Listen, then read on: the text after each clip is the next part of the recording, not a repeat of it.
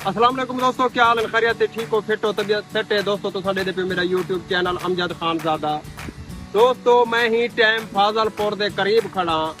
ये फाजलपुर वो शहर है जरा 17वीं सदी आबाद थे ते इंदा जरा नां है एक पीर की निस्बत नाल रखा गया, पीर फाजिल आबाद। पीर फाजिल आबाद उहदे नाल इंदी निस्बत नाल इंदा नां रखा गया। ते इतना बहु मुख्तलिफ कौमां रहंदियां ने, मिसाल तौर ते बलोच थी गए, बोजदार थी गए, अरई थी गए, दरखान थी गए, कुंभार थी गए, हर किस्म की इतना कर कौम रहंदी है। ते इत्थों दी जेहड़ी इजनास है ज्यादातर कमांद, बागात, अंबे दे, कणक थी गई, कपास थी गई, ते सरियां थी गई ते मूंगी थी गई। ते तिजारती मराकज है ते इनकी जेहड़ी तहसील है राजनपुर है। ते मैं ही टाइम तकरीबन 6 किलोमीटर पिछले खड़ा ते शहर च पहुंचते उठाउंदे तो पर मनाज़िर दिखेंदू नाल टच रहा। दोस्तों असां फाजलपुर शहर दे विच इंटर थी गए से बिल्कुल उहदे करीब खड़ूं। फाजलपुर 17वीं सदी इंदा नां रखा गया ते आबाद किया गया 17वीं सदी। ब्रिटिश हुकूमत पहले इंदे उत्ते सिखे ने हुकूमत की वाला हूँ तो बाद इंदे उत्ते अंग्रेज ने हुकूमत की ही इलाके दे विच। इंदा जरा नां है फाजलपुर जरा रखा गया एक पीर दे नाल मिसाल तौर ते हूँ दी निस्बत नाल इंदा नां रखा गया पीर फाजल पीर। हाँ उहदा नाम पीर फाजल पीर आबाद। हूँ दे नां तू ये शहर जरा आबाद किया गया ते इंदे विच ढेर सारियां कौमां बोलदार हैं, खतरान, मलिक, अरई, बलोच, याम, त्रिशाक, ढेर सारिया कौमां इतना आबाद हैं जिंदी वजह कनू इंदा नां फाजलपुर रखा गया। ते इत्थां जेहड़ी इजनास कपास थींदी है, गंदम थींदी है, कमान थींदे ते मुख्तलिफ चीज़ां थींदियां ते तिजारती मरकज़ ये उनका मेन चौक है वे फाजलपुर का। इतना गवर्नमेंट हाई स्कूल है, दही मरकज़ है, हस्पताल ते ये कबूतरें शबूतरें का शौक भी रखी पे लोग। ये हस्पताल आ गए मेरे ख्याल दही मरकज़ है ये प्यो सो तुसा। ये फाजलपुर का हस्पताल है वे, ये मेन अड्डा है वे फाजलपुर का। ते चारों तरफ दुकान है।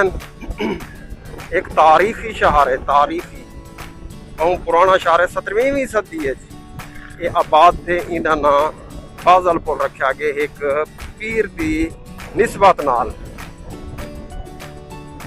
ते वेंदू कोशिश करें तो आपको पीर भी दिखेंदो, दरबार भी दिखेंदो इंदी निस्बत नाल इन शहर का नां रखा गया फाजलपुर। उनकी दरबार का भी असा पता करें इलाके वाले को ते तो आपको दरबार भी दिखे नो सारे नाल टच रहा सो। ये दोस्तों फाजलपुर का मेन शहर है वे, ये मरकज है वे फाजलपुर का। सडे दे प्यो मेन मरकज असा आ गयो। मेन बाजार है वे फाजलपुर का।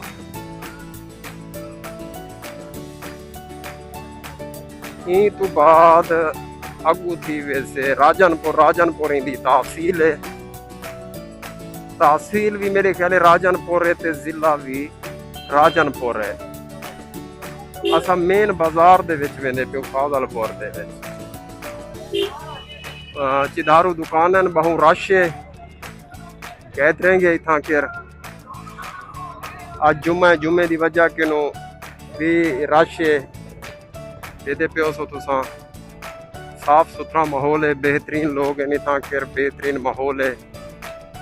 ये मेन मरकज है उनका फाजलपुर का शहर का। ते अगू असां चढ़ वेसू हुण मेन रोड दे उत्ते। ये शहर है मेन ते असां अगू मेन रोड ते वल चढ़ वेसू। ये अंदरूनी मनाजिर हैं इंदे शहर दे ते ये सामने तुहाडे जरा ना मेन रोड आ गए। ये अंदरूनी मनाजिर में शहर दे बाजार दे चिधारू दुकानन इडू भी दुकानन मेन मरकज है ये फाजलपुर का इनकी जेरी तहसील है वो राजनपुर है इतना बलोच बोजदार त्रिशा खैतरन अराई ढेर सारिया कौमां इतना आबाद हैं ये असा आ गयो मेन रोड दे उत्ते ई तरफ रोड वैसे जरा राजनपुर वाले पासे वैसे ये मेन रोड ते आ गए से असा ये मेन रोड है वे फाजलपुर दा जिथा इख्तिताम पजीर थी ना पे फाजलपुर हूँ जरा राजनपुर दी जियां कि जे इलाके दे विच इंटर थींदे पियो ये UBL बैंक है वे कि हुण असां राजनपुर दे विच उहदे इलाके दे विच इंटर थींदे पियो इत्थां केर फाजलपुर दी जियां कि जे इलाका मुकदा पे ख़त्म थींदा पे। अल्लाह हाफ़िज़।